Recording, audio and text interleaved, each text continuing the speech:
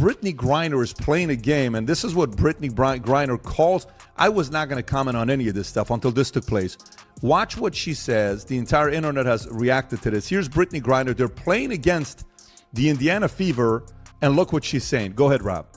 For the ticky-tack fouls that we were talking about earlier. Patrick Bet-David just unleashed absolute fire on Brittney Griner, and the internet is going completely insane. The Valuetainment founder didn't hold back one bit when he saw that viral video of Griner's comments about Caitlin Clark. The ticky-tack fouls that we were talking about earlier. The internet is going crazy over Patrick Bet-David's recent outburst against Brittney Griner.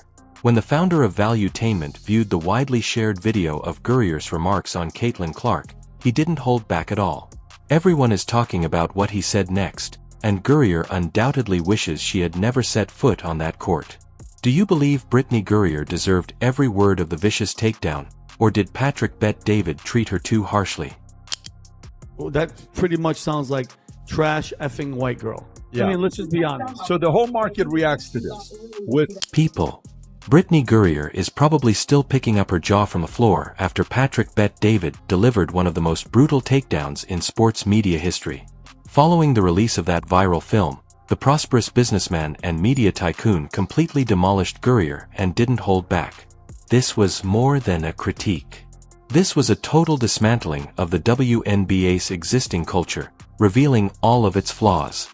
Let's begin by discussing the first causes of PBD. What appeared to be a straightforward basketball play between Caitlin Clark and Angel Reese set off the entire controversy. However, as Bet-David noted, it soon turned into something much larger and more absurd. One of Clark's teammates was pushed by Angel Reese. In retaliation, Clark fouled Reese.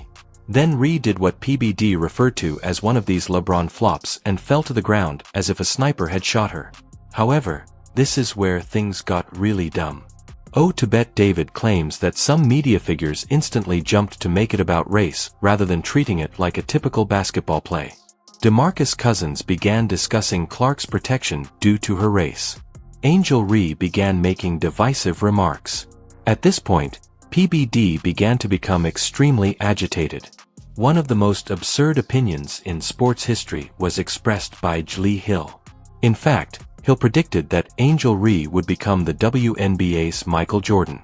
Take a moment to consider that.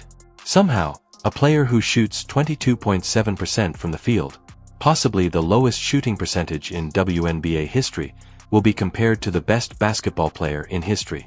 What Patrick Bet-David was hearing was unbelievable. To be honest, no one else with functional brain cells could either. Please do me a favor before you continue. Please subscribe if you like this video. Over 83% of viewers are not subscribers. It is free, takes only a second, and significantly contributes to the channel's expansion. Have you signed up yet? I'm appreciative. We truly appreciate your help.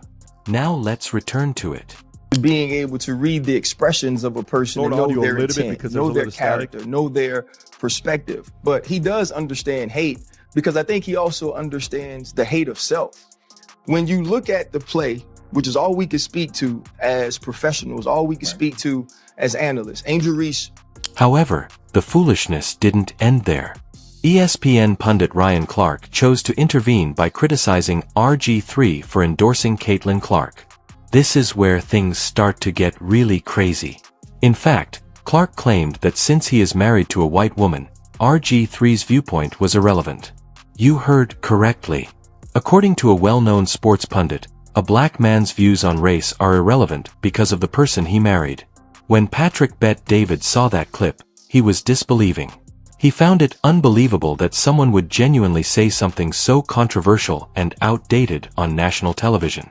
Ryan Clark's belief that a person's marriage decides their credibility on racial issues demonstrates how perverted the conversation surrounding women's basketball has become. However, the dispute was really a prelude to the major event. At that point, the video of Brittney Griner fouling out against the Indiana Fever came to light. She is clearly heard on the tape saying something like, "Trash effing white girl." At that point, Patrick wagered that David went fully insane. Regarding what he heard on the video, PBD didn't hold back. "It sounds like a trash effing white chick," he said. and described it as just that, a racially offensive remark from a player who ought to know better.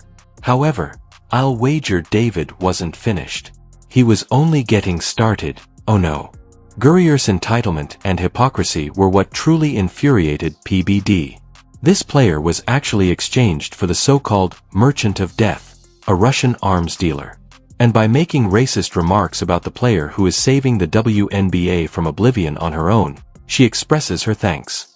Put a wager. On this moment, David completely lost it.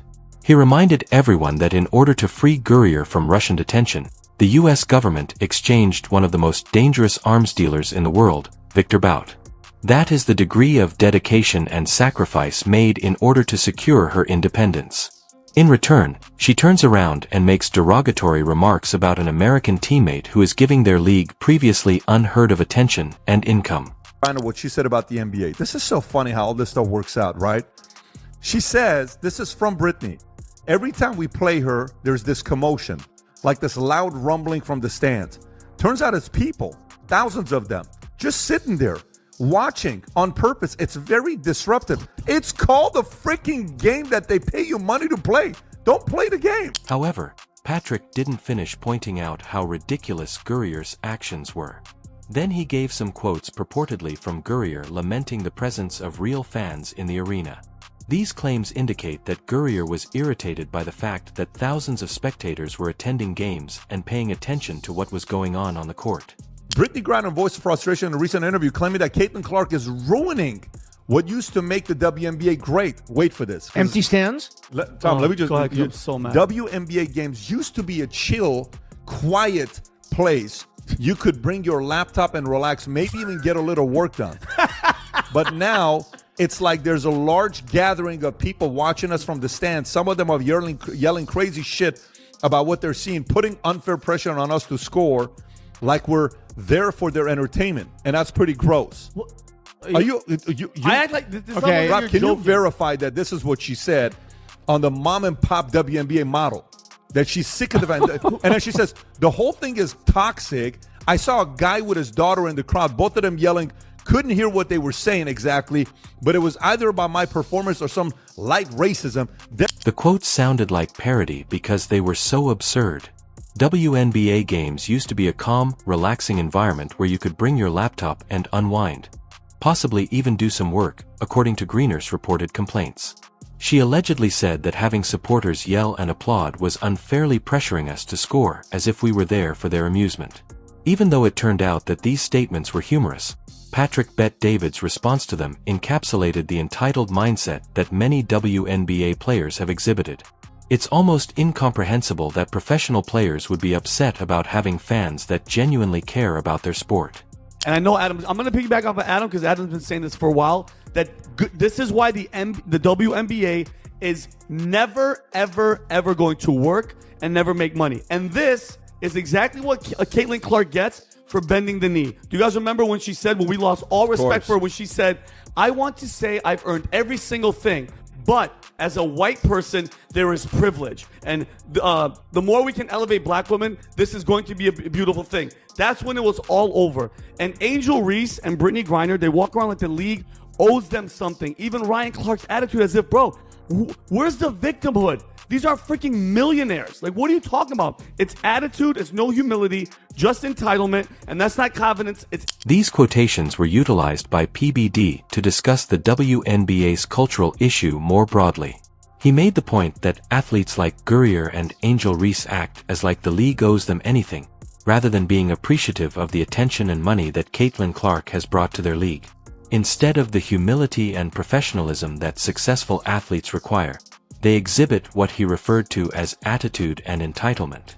The victimization attitude that permeates the WNBA was completely demolished by Patrick Bet David. He made the point that, despite playing in a league that loses tens of millions of dollars annually, these affluent athletes are whining about racism and unfair treatment. The NBA, corporate sponsors, and mainstream media are all funding them.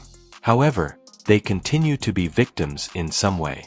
When describing how this mindset is ruining the league's potential, the founder of Valuetainment was very harsh.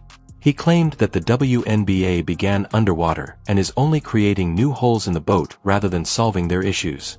That is precisely what is taking place. They're too preoccupied with playing victim to take advantage of Caitlin Clark, a generational talent who has the potential to improve the entire sport. PBD also targeted the larger media narrative that attacks Clark while shielding players like Griner and Ree. He made the point that rather than concentrating solely on basketball, Clark actually harmed herself by bending the knee and making remarks about white privilege. Nobody was satisfied when Clark attempted to placate her detractors by discussing the advancement of black women. She appeared weak as a result. Patrick Bet-David truly demonstrated his commercial savvy in this situation. He is aware that victimization and entitlement are not rewarded by prosperous companies. They reward professionalism and outcomes. Conversely, the WNBA has been acting in this manner, condemning the one player who is truly making a difference while shielding players who are incapable of performing. The Angel Ree figures that PBD cited serve to emphasize this idea. This guy has a 22.7% field goal percentage, possibly the lowest shooting percentage in WNBA history, but while Caitlin Clark is always under fire, she is protected and given promotions. Ree can't even consistently make layups, as evidenced by her 43.8% shooting percentage when she is within 5 feet of the basket. The ridiculousness of referring to someone as the Michael Jordan of anything when they are incapable of making shots from point-blank range was highlighted by Patrick Bet-David. He pointed out that the comparison to Angel Reese's performance level would offend even Karl Anthony Towns, who is regarded as inconsistent in the NBA. However, PBD's most damaging argument concerned the behavior's long-term effects. He said we'll see how much the WNBA depends on Caitlin Clark for revenue and viewership when she gets hurt or takes time off. The league's attendance and ratings will plummet, demonstrating that Clark alone generates more interest than all of their other stars put together.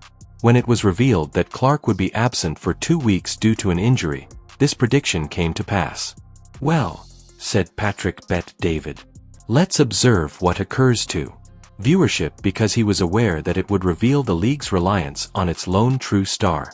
The market will reveal their true worth, regardless of how much the other WNBA players complain about being undervalued.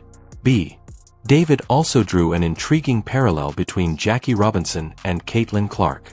He speculated that Clark might end up becoming the Jackie Robinson of the WNBA, not because she's shattering racial stereotypes, but rather because she's the first white superstar in a league dominated by black players to encounter animosity inside her own sport.